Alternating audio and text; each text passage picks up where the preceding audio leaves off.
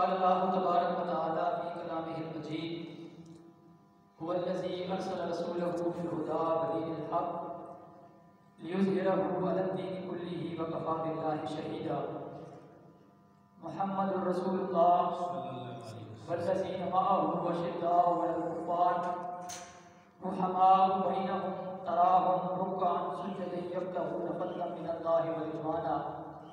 سیماہم فی وجوہہم من اثر السجود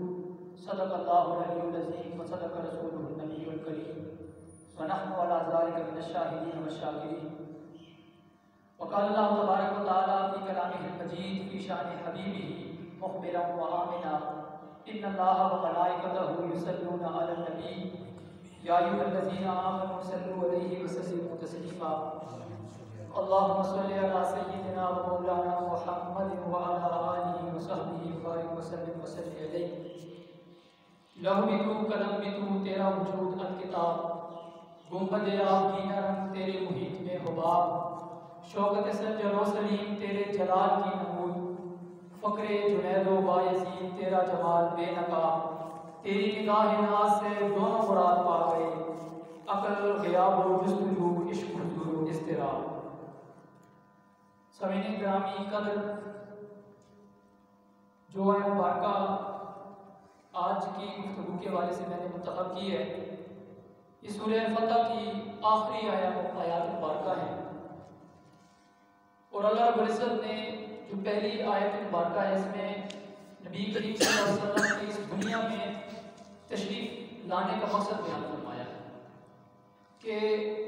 خاتم النبیین حضرت محمد مصطفیٰ صلی اللہ علیہ وسلم کو اللہ رب العزت نے اس دنیا میں کس مقصد کے لیے مبعوث فرمایا، کس مقصد کے لیے اس دنیا میں بھیجا، اس کا ذکر اللہ رب العزت نے اس پہلی آیت مبارکہ میں فرمایا ہے۔ فرمایا هو الذی ارسل رسولہ بالہدی ودین الحق، فرمایا وہی رب تعالیٰ ہے جس نے بھیجا اپنے رسول کو دین ہدایت کے ساتھ اور دین حق کے ساتھ، اور کس مقصد کے لیے بھیجا، آگے مقصد بیان فرمایا، فرمایا لیظہرہ علی الدین کلہ، کہ جو دین حق اور جو دین ہدایت اللہ رب العزت نے نبی کریم صلی اللہ علیہ وسلم کو دیا ہے اس دین حق کو بقیہ دینوں پر غالب کر دیا جائے، اللہ رب العزت کے دیے ہوئے نظام کو بقیہ نظاموں پر غالب کر دیا جائے، اللہ رب العزت کے دین ہدایت کو دین حق کو بقیہ دینوں پر غالب کر دیا جائے۔ اس مقصد کے لیے اللہ رب العزت نے دین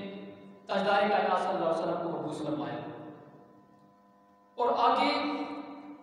جو دوسری آیت مبارکہ ہے اس آیت مبارکہ میں اللہ رب العزت نے ان افراد کی خصوصیات بیان فرمائی ہیں، ان کے اوصاف بیان فرمائے ہیں کہ جو لوگ نبی کریم صلی اللہ علیہ وسلم کی جو جماعت صحابہ تھی جنہوں نے اپنی زندگیاں وقف کر دی آقا صلی اللہ علیہ وسلم کی مشن کے لیے، جنہوں نے اپنی زندگیوں میں غلبہ دین مصطفی کے لیے، غلبہ اسلامی کے لیے جدوجہد کی ہے، جہاد کی ہے، ہجرتیں کی ہیں، تکالیف اور مسائل برداشت کی ہیں، اور آقا صلی اللہ علیہ وسلم کے ساتھ اللہ رب العزت کے دین کے غلبے کے لیے کوششیں کی ہیں، یعنی وہ صحابہ کرام رضوان اللہ تعالی علیہم اجمعین کی جماعت ہے۔ تو اس جماعت کے ان لوگوں کی صفات بیان کی ہیں، اس جماعت کی صفات بیان کی ہیں، ان کے اوصاف بیان کیے ہیں کہ وہ کن صفتوں کے حامل لوگ تھے، اور اس کے ساتھ جو ہمیں رہنمائی ہوتی ہے، جو ہم اس آیت مبارکہ سے ہدایت لے سکتے ہیں وہ یہ ہے کہ اگر ہم بھی امت مصطفی صلی اللہ علیہ وسلم کا فرد ہونے کے ناطے اگر ہم بھی چاہتے ہیں کہ ہم بھی صحابہ کی اس جماعت کی پیروی کریں، ہم بھی ان لوگوں کی پیروی کرتے ہوئے آقا علیہ السلام کے دین کے غلبے کے لیے اور سربلندی کے لیے ہم بھی کوششیں کریں تو ہمیں بھی ان صفات کا حامل بننا ہوگا۔ یعنی یہ جو صفات اللہ رب العزت نے بیان کی ہیں یہ صحابہ کرام رضوان اللہ تعالی علیہم اجمعین کی صفات ہے جو اللہ رب العزت نے ان کا ذکر سورہ فتح کی آخری آیات میں کیا۔ فرمایا محمد رسول اللہ، محمد اللہ کے رسول ہیں، اور والذین معہ اشداء علی الکفار، پہلی صفت بیان فرمائی ہے، فرمایا کہ جو اللہ کے اس رسول کے ساتھ لوگ ہیں، یعنی صحابہ کا ذکر ہو رہا ہے، جو اللہ کے رسول کے ساتھ ہیں، اشداء علی الکفار، وہ کفار پر بڑے شدت رکھتے ہیں، کفار کے خلاف بڑا شدید قسم کا رویہ رکھتے ہیں، اللہ کے دین کے دشمنوں کے خلاف، نبی کریم صلی اللہ علیہ وسلم کے دشمنوں کے خلاف، اللہ کے دشمنوں کے خلاف وہ بڑا سخت قسم کا رویہ رکھتے ہیں۔ اب دیکھیں اگر آپ ان کی تاریخ پڑھیں، ان کی جدوجہد کے بارے میں پڑھیں تو آپ کو پتہ چلے کہ صحابہ کرام رضوان اللہ تعالیٰ علیہ مجمعین نے کفار کے خلاف کتنا شدت کا رویہ رکھا۔ لیکن اس میں حضرت عمر فاروق رضی اللہ تعالیٰ عنہ کا جو ذکر ہے وہ سب سے مشہور صحابی ہے اس حوالے سے کہ کفار کے حوالے سے جو ان کا رویہ تھا وہ بقیہ سب صحابہ میں بڑا شدید قسم کا تھا،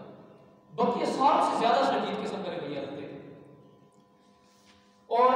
آپ دیکھیں کہ جب غزوہ بدر میں 70 کے قریب کفار قید ہوئے تو آقا عالم صلی اللہ علیہ وسلم نے تمام صحابہ سے رائے طلب کی کہ اب ان قیدیوں کا کیا کیا جائے۔ تو سب صحابہ نے اپنی اپنی فہم اور اپنی اپنی دانش اور عقل کے مطابق رائے دی کہ یا رسول اللہ یوں کیجئے کہ فدیہ دے کر آزاد کر دیں، یوں کیجئے کہ ان سے مشقت لیں اور پھر ان کو آزاد کر دیں۔ مختلف رائے دی، لیکن حضرت عمر فاروق رضی اللہ عنہ کی رائے یہ تھی کہ 70 کے 70 افراد کا ساتھ قتل کر دیا جائے، یہ اللہ کے دین کے دشمن ہیں، قتل کر دیا جائے۔ اور یہ رائے اللہ رب العزت کو اتنی پسند آئی کہ اللہ رب العزت نے ان کی رائے کی تائید میں قرآن مجید میں آیت مبارکہ نازل فرمائی۔ پھر آپ دیکھیں کہ جب عبداللہ بن ابی منافقین کا ایک سردار تھا، جب وہ مر گیا، دنیا سے چلا گیا، تو حضرت عمر فاروق رضی اللہ عنہ کی وہاں پر بھی رائے دی کہ یا رسول اللہ کے جنازے میں شرکت نہیں کرنا، لیکن رسول اللہ صلی اللہ علیہ وسلم نے فرمایا کہ ابھی مسلمان کچھ کمزور ہے، اور جب کفار کو یہ پتہ چلے گا کہ ان کے درمیان کی دھڑے بندیاں شروع ہو گئی ہیں تو وہ ہماری اس کمزوری سے فائدہ اٹھائیں گے، اس لیے آپ رسول اللہ صلی اللہ علیہ وسلم کے جنازے میں چلے گئے۔ لیکن عمر فاروق رضی اللہ عنہ کی رائے یہ تھی کہ جنازے میں نہیں جانا، یہ منافق تھا، یہ اللہ کے دین کا دشمن تھا، اور اللہ رب العزت کو یہاں پر بھی ان کی یہ رائے پسند آئی اور اللہ رب العزت نے ان کی رائے کی تائید میں آیت مبارکہ نازل فرمائی۔ اسی طرح بشر نامی ایک منافق تھا جن کو رسول اللہ صلی اللہ علیہ وسلم نے ایک فیصلہ دیا کہ تو نے یوں کرنا ہے، لیکن اس منافق کو رسول اللہ صلی اللہ علیہ وسلم کی وہ رائے وہ فیصلہ پسند نہیں آیا، اور عمر فاروق رضی اللہ عنہ کے سامنے وہ گئے، کہا یار اے عمر مجھے رسول اللہ صلی اللہ علیہ وسلم کی فیصلہ پسند نہیں آیا۔ حضرت عمر فاروق رضی اللہ عنہ نے وہاں پر تلوار نکالی، ان کا سر قلم کر دیا، فرمایا جو میرے رسول کے فیصلے کو تسلیم نہیں کرے گا عمر کی تلوار اس کا فیصلہ کرے گی۔ تو یہ کفار کے خلاف، اللہ کے دین کے دشمنوں کے خلاف صحابہ کرام رضوان اللہ علیہ تعالیٰ علیہ مجمعین کی شدت اور ان کا رویہ یہ تھا کہ اشداء علی الکفار، قرآن مجید میں ان کی گواہی دے رہا ہے کہ وہ کفار پر بڑے سخت ہیں۔ تو آگے فرمایا کہ رحماء بینہم، کفار کے خلاف بڑے شدت کا رویہ رکھتے تھے، لیکن رحماء بینہم آپس میں جو ان کا رویہ تھا، آپس میں جب مل بیٹھتے تھے، آپس میں جب ایک دوسرے کے ساتھ وہ تعلق اور رشتے نبھاتے تھے، معاملات کرتے تھے، فرمایا رحماء بینہم، وہ بڑے رحم دل ہوتے تھے، ایک دوسرے کے لیے بڑے رحم کا دل رکھنے والے ہوتے تھے، اخوت کا جذبہ اور محبت کا جذبہ رکھنے والے لوگ تھے۔ اس طرح علامہ اقبال رحمۃ اللہ نے بھی اس آیت مبارکہ کے بارے میں شعر میں اس کی وضاحت کی، فرمایا ہو ہلکے یاراں تو بڑے شم کی طرح نہ رزم حق و باطل ہو تو فولاد ہے مومن، کہ مومنین کی شان یہ ہے کہ جب ہلکے یاراں ہو، آپس میں مل بیٹھے تو بڑے شم کی طرح، ریشم کی طرح نرم ہوتے ہیں، نرم مزاج ہوتے ہیں، نرم اخلاق اور نرم طبیعت رکھنے والے ہوتے ہیں، اور یہی مومن جب کفار کے سامنے کھڑے ہوتے ہیں تو کہتے ہیں فولاد ہے مومن، پھر فولاد کی طرح چٹان بن کر ڈٹ جاتے ہیں۔ یہی صفات یہاں پر اللہ رب العزت نے بیان فرمائی ہے کہ اشداء علی الکفار رحماء بینہم، کفار پر بڑے شدید سخت رویہ رکھتے ہیں اور آپس میں بڑے نرم دل ہیں۔ فرمایا تراہم رکعا سجدا، جب تم ان کو دیکھو گے تو تم انہیں رکوع کی حالت میں دیکھو گے اور سجدوں کی حالت میں دیکھو گے کہ یہ کفار کے خلاف بڑا سخت رویہ رکھتے ہیں، آپس میں بڑی محبت کے ساتھ ایک دوسرے سے پیش آتے ہیں، لیکن ان کی ایک اور شان یہ ہے کہ تراہم رکعا سجدا، کہ جب تم انہیں دیکھو گے تو یہ یا تو رکوع کی حالت میں ہوں گے یا سجود کی حالت میں اللہ رب العزت کی تسبیح بیان کرنے والے ہوں گے، اور ان کا کردار جو ہے وہ بڑا پاکیزہ کردار ہوگا، عبادت کا ذوق رکھنے والے ہوں گے۔ فرسان فی النہار و رہبان فی اللیل، کہ ان کے دل اللہ کے دین کے غلبے کے لیے گھوڑوں کی پیٹھوں پر گزرتے ہیں، ان کے دن اللہ رب العزت کے راستے میں جہاد کرتے ہوئے گزرتے ہیں، اور ان کی راتیں اللہ کے حضور سجدوں میں اور رکوع میں مناجات کرتے ہوئے اور تسبیح اور تحلیل کرتے ہوئے گزرتی ہیں۔ اور فرمایا کہ یہ جو ان کی اوصاف ہیں کہ یہ کفار کے لیے شدت کا رویہ رکھتے ہیں، آپ اس میں بڑے نرم دل ہیں، اور ان کے دن گھوڑوں کی پیٹھوں پر گزرتے ہیں اور راتیں قیام و سجود میں گزرتی ہیں۔ یہ جو ان کی صفات ہیں، یہ صفات کس لیے ان کی ہیں؟ کس لیے انہوں نے یہ صفات اپنائی ہوئی ہیں؟ کیا نمود و نمائش کے لیے اس طرح کرتے ہیں؟ کیا خود کو بڑا بہادر اور جری ثابت کرنے کے لیے کرتے ہیں؟ فرمایا تراہم رکعا سجدا یبتغون فضلا من اللہ ورضوانا، کہ ان کی صفات کسی ذاتی نمود و نمائش کے لیے نہیں ہے، اور اس لیے نہیں ہے کہ ہم بڑے نیک نظر آئیں، لوگ ہمیں نیک کہیں، لوگ ہماری تعریفیں کریں۔ فرمایا ایک نمود و نمائش سے یہ مستغنی ہے، یبتغون فضلا من اللہ ورضوانا، اللہ رب العزت کی رضا اور خوشنودی حاصل کرنے کے لیے ان صفات کی مالک بنی ہوئی۔ تراہم رکعا سجدا یبتغون فضلا من اللہ ورضوانا۔ تو اللہ رب العزت نے ایک اور مقام پر بھی، یہ جو سورہ فتح میں اللہ رب العزت نے صفات بیان کی ہے، ایک اور مقام سورہ مائدہ میں بھی اللہ رب العزت نے ذکر کیا۔ اللہ رب العزت نے ارشاد فرمایا یا ایھا الذین آمنوا من یرتد منکم عن دینہ۔ یہاں پر اس چیز کو ذرا غور سے سماعت کریں کہ اللہ رب العزت نے یہاں پر خطاب مومنین سے فرمایا ہے، یا ایھا الذین آمنوا، اے ایمان والو، جو ایمان رکھتے ہو، جو میرے مصطفیٰ پر ایمان لانے والے ہو، جو صاحب ایمان ہو، ان سے خطاب کرتی ہوئی فرمایا یا ایھا الذین آمنوا، اے ایمان والو، من یرتد منکم عن دینہ، تم میں سے جو کوئی بھی میرے دین سے منہ موڑ لیتا ہے، جو کوئی بھی میرے دین سے انحراف کر لیتا ہے، میرے دین سے پھر جاتا ہے، تو شاید انسان ہونا تو تم یہ سمجھو گے کہ ہم اللہ کے دین کو چھوڑ دیں گے، ہم اللہ کے دین سے منہ موڑ دیں گے تو اللہ کا دین ختم ہو جائے گا، نعوذ باللہ من ذالک، اللہ کے دین کی عمارت گر جائے گی، نعوذ باللہ من ذالک، اللہ کے دین کا نام لیوا کوئی نہیں ہوگا۔ فرمایا یہ تمہاری ذہن کی اختراع ہو سکتی ہے، تمہاری ذہنوں کی یہ سوچ اور تمہاری یہ نفسیات ہو سکتی ہے۔ فرمایا اگر تم یہ رویہ رکھو گے کہ ایمان لانے کے بعد تم یہ بھول جاؤ گے کہ ہم امت مصطفی صلی اللہ علیہ وسلم کے فرد ہیں،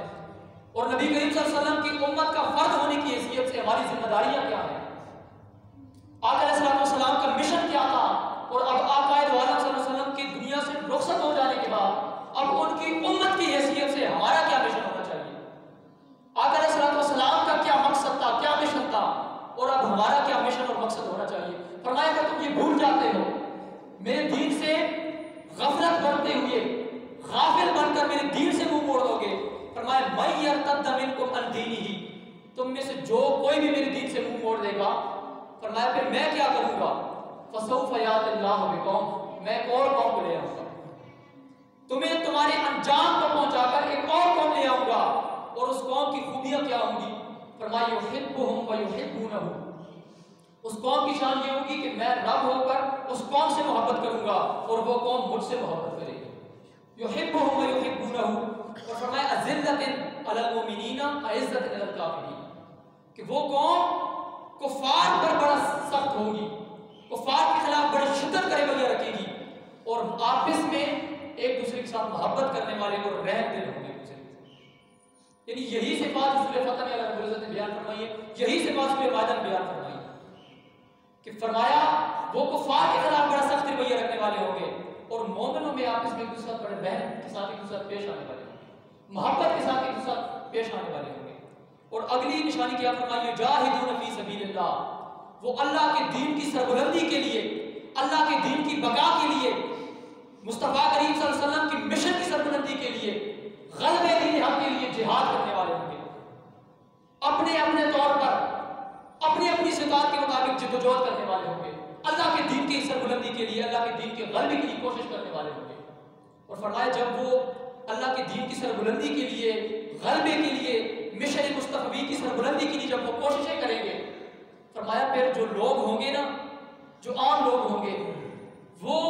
طنز کریں گے ان پر، یجاہدون فی سبیل اللہ ولا یخافون لومۃ لائم، وہ ان کے راستے میں رکاوٹیں پیدا کریں گے، مشکلات پیدا کریں گے، ان پر طنز کریں گے، اس لیے کہ یہ اس راستے سے ہٹ جائیں۔ فرمایا لیکن وہ اللہ کے دین کی سربلندی کے لیے جہاد کریں گے، کوششیں کریں گے، ولا یخافون لومۃ لائم، اور وہ ان طنز و تشنیع کو، ان مصائب و تکالیف کو، ان مصیبتوں کو خاطر میں نہ لاتے ہوئے اللہ کے راستے میں جہاد کریں گے، اللہ کے دین کے غلبے کے لیے جدوجہد کریں گے۔ ولا یخافون لومۃ لائم، کسی ملامت کو خوف میں نہیں لائیں گے، کسی مشکل کو، کسی مصیبت کو، کسی طنز کو خوف میں نہیں لائیں گے، اور اللہ کے دین کی سربلندی کی بھی کوششیں کریں گے۔ فرمایا ذالک فضل اللہ یؤتیہ من یشاء، یہ اللہ رب العزت کا فضل ہے جس کو وہ عطا کر دیتا ہے، کہ ہر ایک کو یہ توفیق نہیں ملتی کہ وہ لوگوں کی ملامتوں کو اور طنز و تشنیع کو خاطر میں نہ لاتے ہوئے اللہ کے راستے میں جدوجہد کرے۔ یہ فضل ہر ایک پر نہیں ہوتا۔ ذالک فضل اللہ یؤتیہ من یشاء، یہ اللہ کا فضل ہے، جسے چاہتا ہے اسے عطا کرتا ہے۔ واللہ واسع علیم، اور اللہ رب العزت وسیع رکھنے والا ہے۔ سامعین محترم، علامہ اقبال رحمۃ اللہ علیہ نے شکوہ کے انداز میں ان لوگوں کی صفات بیان کی ہیں،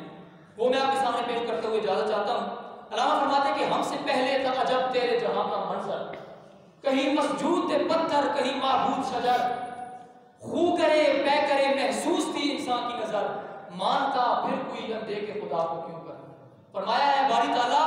مسلمانوں کے آنے سے پہلے لوگوں کی حالت کیا تھی کہ وہ ان کو مانتے تھے، اس چیز کو اپنا رب مانتے تھے جو نظر آتا تھا، وہ آگ کو اپنا رب مانتے تھے، وہ سورج اور چاند ستاروں کو اپنا رب مانتے تھے، جس چیز کو محسوس کیا جا سکتا تھا اس کو اپنا رب مانتے تھے۔ خو کرے پے کرے محسوس تھی انسان کی نظر، مانتا پھر کوئی اندیکھ خدا کو کیوں کر۔ اے باری تعالیٰ تو نظر بھی نہیں آتا ہے، پھر تجھے لوگ کس طرح مانتے؟ فرمایا تجھ کو معلوم ہے لیتا تھا کوئی نام تیرا، قوت بازوئے مسلم نے کیا کام تیرا، کہ یہ مسلمانوں کی بازو کی قوت تھی کہ جس نے پوری دنیا میں مشرق سے مغرب تک اور شمال سے جنوب تک تیرے نام لیوا پیدا کیے ہیں۔ فرمایا تجھ کو معلوم ہے لیتا تھا کوئی نام تیرا، قوت بازوئے مسلم نے کیا کام تیرا، اور تھے ہمیں ایک تیرے مارکا آرام میں، خشکیوں میں کبھی لڑتے کبھی دریاؤں میں، اور دی اذانیں کبھی یورپ کے کلیساؤں میں، کبھی افریقہ کے تپتے ہوئے صحراؤں میں، اور شان آنکھوں میں نہ جچتی تھی جہانداروں کی، کلمہ پڑھتے تھے ہم چاؤں میں تلواروں کی، اور ڈر نہ سکتے تھے اگر جنگ میں اڑ جاتے تھے، ارے پاؤں شیروں کے بھی میدان سے اکڑ جاتے تھے، تجھ سے سرکش ہوا کوئی تو بگڑ جاتے تھے، ارے تیغ کیا چیز ہے ہم توپ سے لڑ جاتے تھے، تیغ کیا چیز ہے ہم توپ سے لڑ جاتے تھے، اور نقش توحید کا ہر دل پہ بٹھایا ہم نے، زیر خنجر بھی یہ پیغام سنایا ہم نے۔ اللہ رب العزت کی بارگاہ میں دعا گو ہوں کہ اللہ رب العزت ہمیں جماعت صحابہ کی پیروی کرتے ہوئے نبی کریم صلی اللہ علیہ وسلم کی مشن کی سربلندی، دین مصطفی کی سربلندی، اور آقا علیہ السلام کی دین کے غلبے اور کامیابی کے لیے اپنی کوششیں اور کاوشیں کرنے کی توفیق عطا فرمائے۔ وما توفیقی الا باللہ العلی العظیم۔